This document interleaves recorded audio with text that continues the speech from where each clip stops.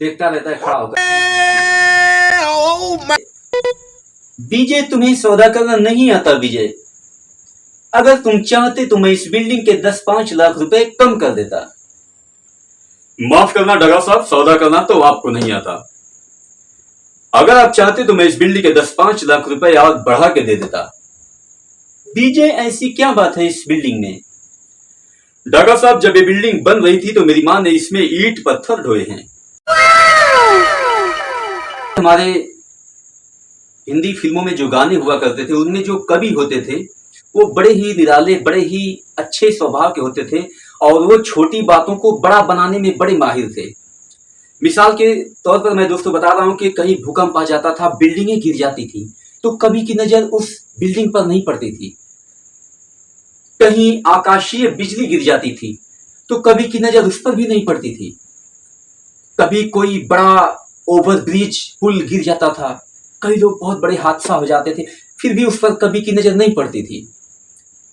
आदमी फिसल कर गिर जाता था, कवि की नजर नहीं पड़ती थी। लेकिन एक बार बरेली के बाजार में किसी लड़की का एक झुमका गिरा तो कवि की नजर पड़ गई और कवि जी अपने अंदाज में लिखे कि झुमका गिरा रे बरेली के बाजार में, झुमका गिरा रे। तो ऐसे हमारे कवि थे दोस्तों।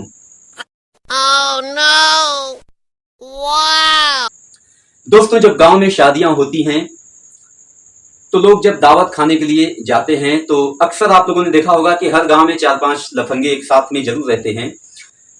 तो जब आपस में वो मिलकर खाना खाते हैं, कोई वहां खड़ा है कोई वहां खड़ा है, खाते रहते हैं, आपस में बातें करते हैं, उनके बगल में एक कुत्ता जरूर मिलेगा आपको। वो कुत्ता देखता रहता है खड़ा होकर। ये लोग खाते हैं, वो कुत्ता देखता है। तभी अचानक क्या होता है कि एक लड़का घूमर की जाता है और कुत्ते को पीछे से लात मारता है। कुत्ता जोर से करके भागता है और कुछ दूर जाकर ऐसे ताकता है, सोचता है कि साला कुत्ता मैं हूं, हरकत वो कर रहा है।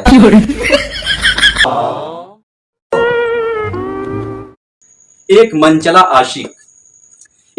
आशिक अपने घर के बाहर अपने प्रेमिका को याद करके गाना गा रहा है कि हम अपनी मोहब्बत का इम्तिहान देंगे, तेरे घर के सामने हम अपनी जान देंगे। तभी उसके घर में से उसका बाप निकल कर आता है, कहता है साले जिनका कर्जा खाया है पहले कर्जा दे, बाद में मोहब्बत का इम्तिहान देना।